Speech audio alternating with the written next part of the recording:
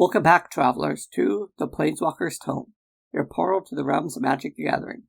Whether you're joining us on YouTube or through our podcast, we're thrilled to have you along for the journey. Now, let's resume our exploration of The Eternal Ice by Jeff Grubb. Chapter 14, Call to Arms. The campaign against Limdul solidified young King Darian's place among the great kings of his land, and elevated Varchald's name to the legendary ranks of Jarkald and Stormgall. It is still regarded over 1,000 years later as a classic tale of overcoming tremendous obstacles against a more powerful enemy, and confronting that enemy regardless of the personal cost. The legends tell of a slow and measured buildup of Kejadorian troops, of the rallies and the stockpiles necessary for battle. They speak of generating all this for an unprecedented winter campaign, and setting out in the teeth of a blizzard, in order to find and defeat Limdul. They tell of hunting the necromancer's command through the mountains until finally they meet him in mortal combat. This was a glorious time, a young king, a devoted general, and loyal allies in the form of the Balduvians, all coming together to oppose a deadly opponent that threatened everything between the Carpathian Mountains and the sea. And is it any wonder that some supplementary tales of the campaign make mention of a figure named Jodah, hanging at the periphery like a stormcrow, waiting for the final battle of the Ice Age? Arkle, Argivian Scholar. The early months of the war were the worst. Limdul had been prepared for the winter campaign. Indeed, the necromancer had set the first parts of his invasion forward even before Jodah had arrived at Trestlehorn. Undead stalked the landscape, awakening their brethren from restless graves beneath the snows, and harvesting fresh recruits from those who fell in battle against them. They were already well into the heart of Kejador before the king's forces could even react. The enemy was everywhere, and the crown's many military units were too few for such a large nation. The result was ambushes, raids, and continual warfare in 1,000 different locations at once. The larger towns and villages were now falling.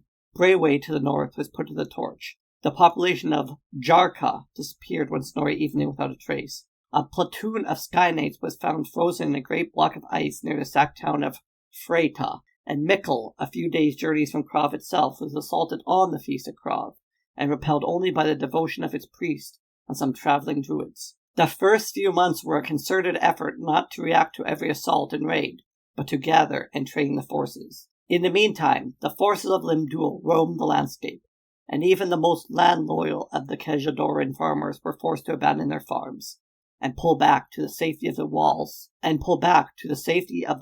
towns that remained. The weather conspired with Limdul as well, as storms swept down from the glacier, grounding the eighth years and isolating the smaller communities. Under the cover of the blizzard, the waves on undead, unaffected by the cold and snow, destroyed everything in their path. Jodah was afraid that another revolution would be in the works, and kept Yaya busy in the city, using her to determine the mood of the populace. During those early months, the mood was grim determination. To some degree, it was a refusal to admit that Garrison and his now balanced cronies might have been right after all, that the crown in Kejador was too weak and decadent to make necessary sacrifices for a major war. With maddening slowness, the armies of Kejador responded. They are not outfitted for a winter campaign, or even an extended campaign away from their home bases. Eventually, the needed supplies were raised with a minimum of arm-twisting and outright threats to the merchants. Slowly set patrols were installed, and it increased. Particular tactics for fighting the undead were instituted, including burning the bodies after every combat. For his part, Jodah spent a lot of time studying in the Royal Mage Library, not only researching her spellbooks, making a few corrections in some of Gusta's standards, but studying the histories as well, reviewing the battles of the Kejadoran people over the past 1,000 years against a variety of foes. Never in his research did he find an opponent as vicious as the necromancer. Jodah traveled often with Yaya, but just as often without. The safe havens, his private method of long-distance transportation, allowed him to move quickly across Trezier. Now that he had regained his memory, he knew their secrets. The secrets that let him move to any of 100 hidden Now that he had regained his memory, he knew their secrets. The secrets that let him move to any of 100 hidden caves and blind passages across the continent. He used that knowledge to his advantage, and to aid Kejador. He met with the elves of Findhorn, seeking both elven steel for more weapons, and particular pig-like creatures they kept as a pet. He walked the Adakar Waste with a group of mechanists, looking for useful devices. He brought Yaya to ruins that he referred to by now forgotten names, looking for clues and relics. At once, Jodah traveled to the safe haven overlooking Trestlehorn itself, where Yaya had fled with him, and where Freylis had been summoned. He left behind a young Sky Knight as an observer of the necromancer's movements. When he returned, he found the Sky Knight's headless body, strung up outside the cave as a warning. He did not repeat the experiment, nor open the passage to Trestlehorn again. Eventually, he found time to send word to Latnam, requesting the information for Arkham's prediction machine. It was delivered in excellent time, with a desperate, almost pleading message from Gerda for Jodah to return to take up the reins of power. To Yaya, Jodah seemed inordinately proud of the fawning tone of the letter, but did not respond to it. Yaya, for her part, found herself bridling at both her own personal limitations and those placed on her by the state of war. When not traveling with Jodah, she was assigned to aid Gustha. Yaya found Gustha and most of her followers to be too controlling, too reactive, too much involved with planning as opposed to doing. For her part, the royal mage thought Yaya was too impulsive, destructive, and downright dangerous to be trusted as Jodah's agent and assistant. Only the timely return of Jodah with a bottle of very potent wine from Yavimaya headed off actual fisticuffs. In the long evening that entailed the consuming of wine, both women agreed, grudgingly, to tolerate each other. Yaya was almost ready to forgive Gusty for locking her up. Almost. Upon reflection, Yaya wished all Kejador's problems could be solved with a bottle of Yavamaya's finest. Within Varchal's command, there was a continual jockeying for position and prestige between units and orders and the different types of guards. Those units whose leaders did not go over to the Stormgald Cabal thought they should be vaulted ahead of those whose leaders joined the rebels, while the new leaders of the more respectable units champed at the bit for the opportunity to prove themselves on the field of battle. Finally, as the deepest parts of winter passed, the army began to move. In bits and pieces, and in pitiful small steps, it crept forward into the field. Its battles with the undead were now carefully chosen, well planned, and merciless. Jodah had brought a breed of rooting pig from Fenhorn that was uncomfortable in the north, but was excellent at discovering bird units of undead. Soon the pitch-black columns of funeral smoke were regular features along the horizon, as pyres of undead burned beneath Kejadorian torches. The slow advance of undead was halted, and then painfully it began to ebb. Reports came from Levista's people that they were harrying the flanks and lines of communication as Limdul's troops got further afield from Trestlehorn. With the small victories, morale improved, and many of the internal rivalries faded, which in turn led to larger victories. Still, the undead were limitless, and the weather, if anything, worsened. Arkham's machines were horribly accurate. It grew colder as the weeks wore on towards spring, and dark clouds were now a permanent feature, a heavy lid placed over Tezier. Then the news came from Lavisa's scouts. A huge army of undead and other creatures, larger than any seen before, was sweeping down out to the north.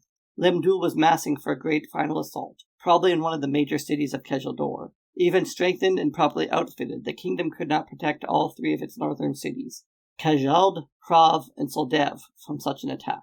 Varchal, for her part, did not want to give the necromancer his choice of targets, so the royal army gathered north of Krav, at the mouth of one of the mountain passages through the Carplusian mountains, and waited. The Kejadorian forces were an equal mix.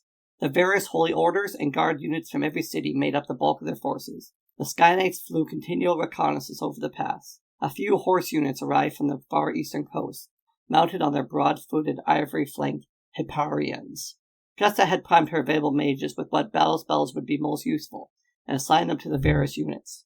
What task mage, elementalists, and even rebel Zurans were available were placed under Yaya Ballard as magical skirmishers.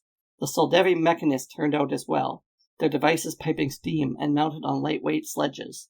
They brought with them a unit of mechanical men, which they claimed to be equal to the legendary Yodian soldiers of the Brothers' War. In truth, these clanking, oversized golems melted all the snow around them with their steam-driven mechanisms, and soon mired themselves hopelessly in the melted permafrost. The combined Kejadorian forces set up a rough camp around one of the two large conical hills at the valley's mouth, and waited both for their supposed allies among Levista's people and for the main van of Limbul's army. Jodah did not voice aloud his fear which army would arrive first, and was relieved when the barbarians finally showed up, manifesting out of the light snowfall like blizzard wraiths. The Balduvians were not as well armed as the Kejadorians, but they were legion. Huge stone wains, pulled by Eroks, carried entire families. Barbarian men and women, wrapped in heavy furs, trudged along, their furs barely hiding the steel weapons in their belts. Other members of the War Maker's Brotherhood were barely dressed at all, their frosted breaths steaming beneath their tattooed bodies as they danced through the drifts.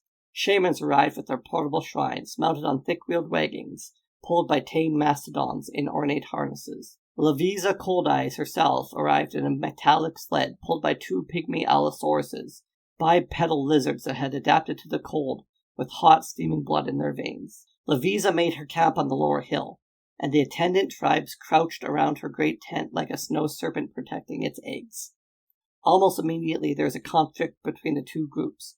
Keshadoran military protocol demanded that newly arrived leaders always present themselves to a commanding officer. The Bolduvians saw themselves as allies, not subordinates, and waited for the Keshadorians to visit their camp, presenting welcome gifts. After a day of cajoling, negotiating, and near threatening, Jodah got Varchild to agree to visit Lavista Coldice's camp, with Jodah, Yaya, and a few hand-chosen captains in tow. No gifts were brought. As the small party climbed the hill towards Lavista's camp, the barbarians halted whatever they were doing and watched them pass. No, thought Yaya, not watched. Glared. The Bolduvians and Keshadorians had battled for generations, a long-brewing collection of skirmishes, a squabble over limited resources. Now the barbarians watched as heavy-armored Keshadorians, the leader of the units they'd fought against, that their grandfathers had fought against, made the pilgrimage to Lavisa's tent. It was clear that not all were pleased with the development. Yaya could see that Varchild was no more pleased than the Bolduvians. Her face was frozen in a frowning, unpleasant sneer, and she was often not looking at the barbarians as much as looking through them, pretending that they didn't exist. Finally, they arrived at Lavisa's command post. The conference tent was a massive series of bent spars, covered with thick hides with a smoke hole in the center. The interior was laid with heavy furs of polar beasts. A brazier spat both warmth and incense. The fact that this was as opulent as it was an assembly first in the encampment, and was a sign of Lavisa Coldice's power among her fellows. Lavisa sprawled her broad form on a thick-framed throne of Capusian cedar, held together by massive iron pegs. It was like everything was built to be moved, and moved quickly. About 6 other men and women, the important chiefs of the tribes, formed a rough half-circle behind her, seated on furred pelts. There was nowhere else to sit save on the floor. The visitors stood. Varchild had composed her face into a more stoic, slightly pained expression, but stood there waiting for the others to speak first. A long moment passed. Then Jodah raised a hand and said, "Greetings to both allies. General Varchild, I bear the goodwill of the Bolduvian people, as invested in the person of Lavisa Coldice, chief among chiefs. Chief Captain Coldice, I bring you the welcome of King Darian of Keshador, through its general of armies, Varchild." Varchild gave a perfunctory nod. Lavisa Coldice, for her part, shifted in her seat, but made no attempt to rise. Instead, the barbarian chief said, "Your king is ill, that he could not attend us today." A nasty look passed across Varchild's face, but only for a moment. When the general spoke, she was very smart and professional. "King Darian is in good health, and appreciates your concern, but there are matters more pressing that he must attend." Coldice chuckled and looked at Jodah. "More important than defeating the necromancer? Tell me, archmage, are the lowlands being invaded by someone else we don't know about?" Jodah opened his mouth to demur, but Varchild interrupted. "I fear that our king must lead his people as well as his armies. He has planned for this battle, making sure that supply lines for both your army and mine stay open, and coordinated defense of our major cities from the rest of Limdul's forces." She spoke smoothly and directly. Lavisa Coldice looked to the warrior in her golden plates and grunted. "No amount of defense will help us if we fail here. Limdul's vanguard is no more than 2 days behind us, and their forces are easily half ours again. In addition, they number all manner of animated corpses, zombies, skeletal warriors, and bog monsters with flesh chilled blue. We have been fighting these beasts for months while you've been preparing. Are your men up to facing such horrors?" "There's no question as to the bravery of Keshadorian warriors," said Varchild hotly, "nor the strength of their steel," added Jodah softer, "as you yourself know all too well, Captain Coldice." Coldice looked at Jodah and at Varchild. The general seemed ready to leap across the room and throttle the barbarian. Instead, Lavisa Coldice chuckled and let Varchild let out a cold, long, slow breath. "You believe in your soldiers," said Coldice. "That is good in a general. Even when we fight the Arctic fox, we respect him for his faith in his men." "Jarkald was a great warrior," agreed Jodah. Varchild said nothing. "So your king," said Lavisa. "He has been planning for this battle. What does he think we should do?" Varchild spoke sternly, as if to a child. "As you said, Limdul outnumbers us, even with our combined armies.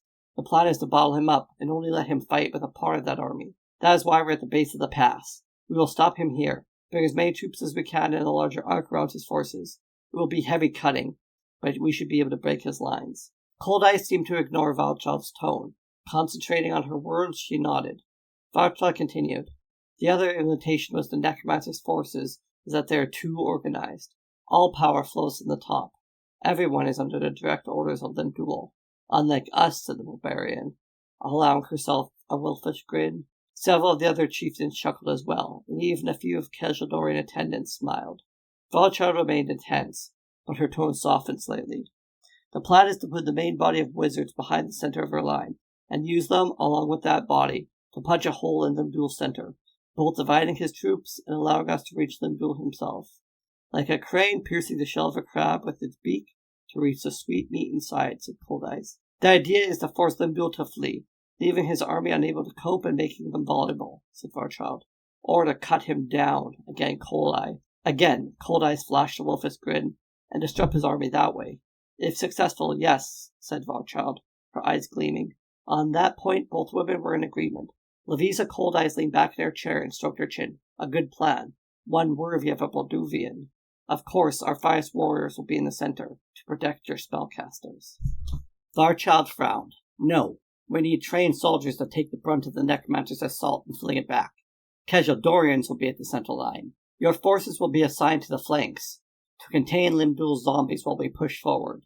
Contain? Snapped Cold Eyes.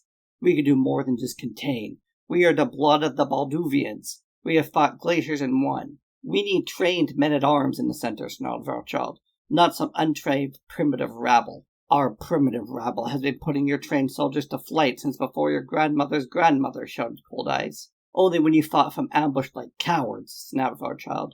There's braver blood in our veins than yours, shouted Cold Eyes, rising from her chair. Hold, shouted Jodah, releasing a small bit of his magic in the tent. An even dozen hands went to their weapons, but Jodah was too fast for them. The spell exploded in a small flash, but not quite blinding, just enough to startle in the center of the room. Both women started arguing again, but Jodah spoke first. We are an alliance for the next few days, an alliance of diverse parts. That is our weakness, but is also our greatest strength. To Valchild he said, we have a good plan. Cold Eyes agrees with it, but she should not be ordered about. She and her people are here to help, not to serve. Lavisa Cold Eyes chuckled, and Jodah wheeled towards her. We need your troops on the flanks, both because of their bravery and because they are more used to fighting in the drifts and the snow. Will your own pride demand that you be at the center where you're more needed elsewhere? The barbarian chief locked eyes with Jodah, then slowly nodded. We are quicker than the lowlanders, she said, and I am willing to bet we can even reach Limdul first. I will contest you for that honor, said Valchild grimly. Personally. Then let a white stallion and a keg of our people's finest ale go to the one who brings Limdul low, said Lavisa Cold Eyes, returning the smile with equal grimness. And that was that. There were other details to be sorted out. The placement of Yaya's mage skirmishers along the barbarian flanks, and the keeping of the Hyperion cavalry as reserve. But the basic plan was agreed to. Jodah praised both sides. Cold Eye joked that fighting alongside the Keshadorians was novel, if nothing else. Something suitable to tell her grandchildren. Varchild said nothing, but bowed at the end of the meeting and stormed out of the tent, dragging her advisors behind her like a comet's tail. Jodah made a final deep bow to Cold Eyes and left as well, taking Yaya with him. As they followed the Keshadorian party, Lavisa said, I want to stay in camp for a while. Make sure Lavisa isn't having any more problems with her chief. Leave for Cold Eyes is fine, said Jodah. The bluff and bluster and insult is part and parcel of their way of doing things, as you well know. I'm more worried about Varchild, and I want you to see if she's all right. Indeed, when they caught up with the general of the army, she was fuming. The fuming became a muttering of the time they reached the fringes of the Balduvian encampment, and snarled by the time she reached her own headquarters. General, said Jodah, catching up with her. I'd like to talk. Talk all you want to, snapped Varchild. Just don't expect me to be present. She turned her back on the pair and stormed off towards her own quarters. Jodah stepped after her, but was intercepted by Gastata Abelsdaughter, who came up with one of her younger Soldevi mechanists in tow. Large archmage, she said sternly. Arkham Daggerson needs to speak with you. He says it's rather urgent. Jodah looked at the royal mage and nodded to Yaya. Yaya took her cue and headed after a retreating golden form of the general of the armies. Jodah and Gastata followed to the mechanist's tent. The tent was a random scattering of various products. In the short time they had been camped, the mechanist had filled almost every corner with clutter, and had threatened to break out of the tent entirely. His camp table was dominated by an oversized head of one of the steam-driven golems, its weight threatening the tip over the table. Arkham Dagson looked slightly grayer now. We have a problem. He had a tired smile. I've seen the golem, said Jodah dryly. We'll get them out of the snow before the necromancer gets here, the mechanist said with confidence. And the sleighs and sledges were brought seemed to be a success, partially in moving the larger items from the shops. No, I'm talking about this. He held out a battered paper. He proffered a lengthy scrap of parchment squared with ink, one of the summaries from his prediction machine. Jodah looked over the long white strip, and Dagson continued. One of my assistants brought this to me this morning. It was made using the data you provided. Jodah almost smiled. The demand for more esoteric data had driven the new archmage Gerda into another fit. She did not take to leadership once she had it. The archmage Eternal's brow was furrowed as he reviewed the data. It is the same, he said at last. The same as you showed me for your predictions back in Krav. Colder and colder, said Arkham Dagnison, his face growing stern. There will be no summer in Kajador, or Latnam, or anything else for that matter. Gusta was crestfallen. If we defeat the necromancer, the ice still wins. At least we know the danger, said Jodah. Is it a danger any of us can deal with? Questioned Gusta. There may be more at work here than just the ice, replied Jodah. There are greater forces abroad in the land. He thought of the planeswalkers and wondered if any of them were involved. As in response, a deep feeling at the base of his brain, even deeper than those where he kept his spells and magic, blossomed. Something there was calling for him, demanding an audience. I have to go, he said suddenly. He left the royal maid sputtering in the mechanist's tent. Arkham Dagnison, for his part, merely shrugged, returned to working on the open golem skull. Outside the tent, Jodah could feel the breeze pick up, carrying a warmer wind with just a hint of flowers. Jodah could feel the call, feel the demand, like a fish hook at the heart of his mind. He resisted it for a moment and looked around for Yaya. The Archmage Eternal needed to find her before he answered the summons. Most of the other officers fled before General Varchald's wrath, and Yaya trailed in the wake of disruptive soldiers. The general of the army stormed into her winter pavilion, and her entrance was followed by the sound of something large being kicked over. Yaya made it to the doorway to see the overturned cot. Having bested that foe, Varchald continued venting her rage by kicking over her field chairs. Thrice blasted smug snow ape, she snarled as the field chair hit the ground. May they roast with Mishra in Phyrexia. Yaya wondered that the general was going to attack the tent's center pole next. General, are you all right? Varchald looked up, both angry and embarrassed. What are you looking at? Why are you here? Yaya shrugged. I thought I could help, she said, surveying the damage. Need any aid redecorating? The archmage sent you, spat the young general. To make sure I don't do anything foolish. Pretty much, said Yaya. But I also came on my own. You saved my proverbial bacon and the king's by listening to me when I warned you of the assassination attempt. I thought I might be able to help. Varchald snorted, righting her cot and tucking the sheets back in. Can you beat Lim Duel without having to use those damn snow apes as allies? Yaya grimaced. Ask no favors, and watch it. Some of those snow apes are friends. Don't you mean customers, taskmage, said Varchald, pounding her field mattress flat. I mean comrades in arms, said Yaya. A lot of Kajadorians and Baruvians are going to fall in the battle. It's better to have them as allies than zombies. The Varchald shook her head and motioned for Yaya to sit down. Yaya picked up the half-folded field chair, unfolded it fully, and sat herself down. Varchald sat on her bunk and leaned towards her visitor. You're a city girl, aren't you? asked Varchald. Yaya bridled slightly. She didn't like anyone getting into her past. Maybe, she said at last. Varchald managed to nod. You are. I can tell. It's the way you think everyone can get along if they just sit down and talk. Yaya felt her face grow hot. Now wait a minute. I come from the Hinther, said the young general. I lost a brother to a snow ape raiding party, and my uncle, a sky knight, was brought down by Baduvian archers, so I have no lost love for barbarians. You've lost people to the necromancer too, I'd wager, said Yaya. That's different, said Varchald. In the Hinders, the undead were always considered a natural force like the snow. It's like complaining about the cold. I did lose 2 aunts in a battle with the undead when I was a girl. Fighting the undead was like fighting the glaciers itself. It's not like we could make a difference. Until now, said Yaya. Now we can. And the only cost is to line up with one enemy to fight another. That's what Garrison thought, said Yaya sternly. Look where it got him. Varchald shot Yaya with a look. When I came first to Krav and joined as one of the guards, everyone was worried about barbarians. My entire life I prepared to eventually draw Balduvian blood. And here I am, forced to fight alongside them. So why bother, said Yaya, tilting her head slightly. Varchald snorted again. Spoken like a task mage. If the water goes too hot, you can just jump to another pond. Yaya smiled. That's right. Get all the venom out of your system before you start listening. I mean, if you don't want to fight, lay down your commission. Isn't that what officers do when they want to quit? Varchald straightened. The king has showed faith in me. Were I to step down, we'd be effectively handing the kingdom to Limdul and the Knights of Stormgald. The king has shown faith in you, repeated Yaya, and you have done a pretty fair job by him so far, regardless of how you truly feel. No one else could have pulled together the forces at the Cabal's treachery and been able to mount a response. And still I had to fight aside the barbarians, said Varchald bitterly. This should be Kajador's battle, to save Kajald for the Kajadorans. Yaya shook her head. If you hate the Baduvians so much, why didn't you throw in with Garrison and his cabal when you had the chance? Varchald registered surprise and thoughtfulness. That's how you found me in the tavern, she said at last. You saw me there earlier with Garrison. Yep, said Yaya, but the fact is he gave you a chance to toss in with him, and you said no. Why? There was silence in the tent, and outside the wind picked up, rattling the cloth walls. At last Varchald said, I told you, I come from the farms. Communities. Avron Garrison and most of the knights were city-born, some of them the sons and daughters of other officers. I found soon after I arrived that I needed to hide my country accent. Some of the guard thought of little hamlets as being half barbarian anyway, and Garrison, here she paused, he was the worst of the lot. When he said Kajeld for Kajeldorians, he means Kajeld for the city folks. He would have let the Hinters die, or freeze, or be overrun by Limdul. Yaya thought of Valchald's early desire to protect all the small towns and cities. So if the Cabal had won, you would have lost even if you were on their side. In many ways, said Valchald, and she sighed. I love my nation. I want to protect my people. I respect my king, but his goals are not mine. I will serve the crown to the best of my ability, but I will not be able to do so forever. Get through this battle, said Yaya, then see what happens. Valchald let out another mighty sigh. I will tell you this. Avram Garrison was an irritating pig, a closed-minded chauvinist, but that doesn't mean what he believed in about the danger of barbarians was wrong. No more than a king being a good-hearted soul makes him right. Yaya started to argue the point, but the wind outside kicked up a notch, billowing the inside of the tent walls like sails. Something heavy and very familiar sat at the base of Yaya's brain. A summoning. She stood up and said, I have to go. And she was outside the tent without waiting for Valchald's reaction. She looked round. The wind had pulled up a few of the less securely moored tents, and the people were already rushing around with additional lines. The breeze was surprisingly warm, the sun warming before a heavy storm. Still, it ran chills down her spine.